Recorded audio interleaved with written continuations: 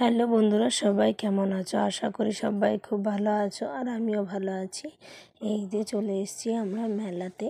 এই দেখতে পাচ্ছ, এই ঠাকুরটা হচ্ছে অগ্নিবীণা।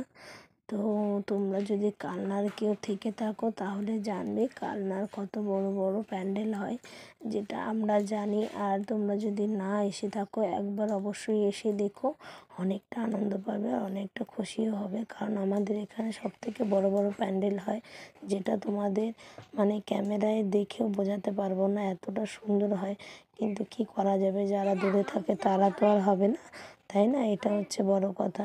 তো এরকম একটা জায়গা যে এত সুন্দর, সে কি বলবো। আর ঠাকুরটা দেখেছো, অপূর্ব, যেটা মানে তোমাদের বলেও বোঝাতে পারবো না, অনেক সুন্দর হয়। আর আমরা প্রতি বছর এরকম সবাই মিলে বেরোই, কম করে 10-12 জনে একসঙ্গে ঠাকুর দেখতে বেরোই, খুব আনন্দও হয়।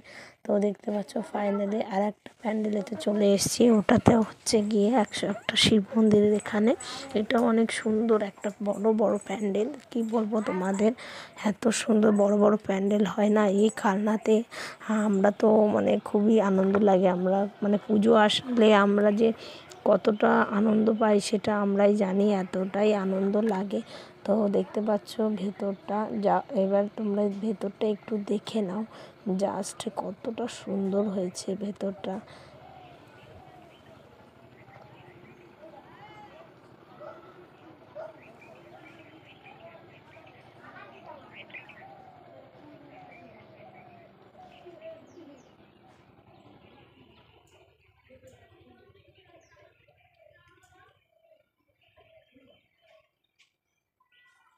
তার লোকজন দেখতে পাচ্ছ, কতটা লোকজন, মানে কি বলবো।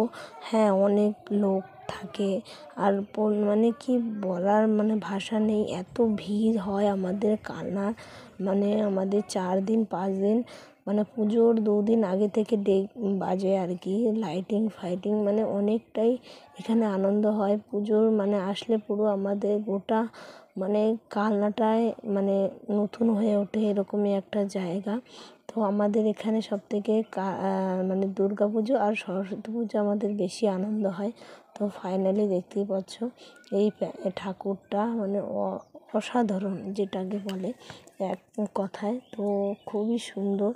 তো দেখতেই পাচ্ছ এটার মুখটা কতটা মানে বড় বড় প্যান্ডেল দিয়ে।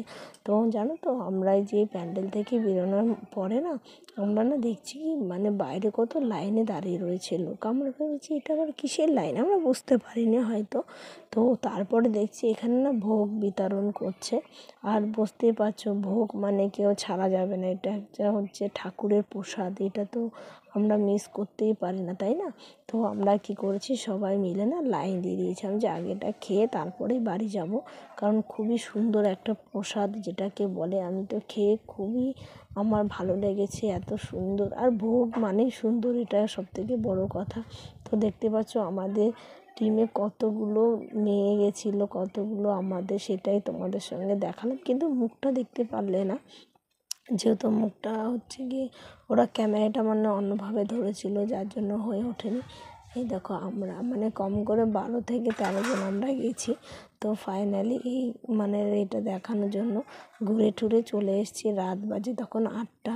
তো আমি জামা মানে শাড়ি টাড়ি চেঞ্জ করে বসে আছি, আর আমার দিদির ছেলে ছিল।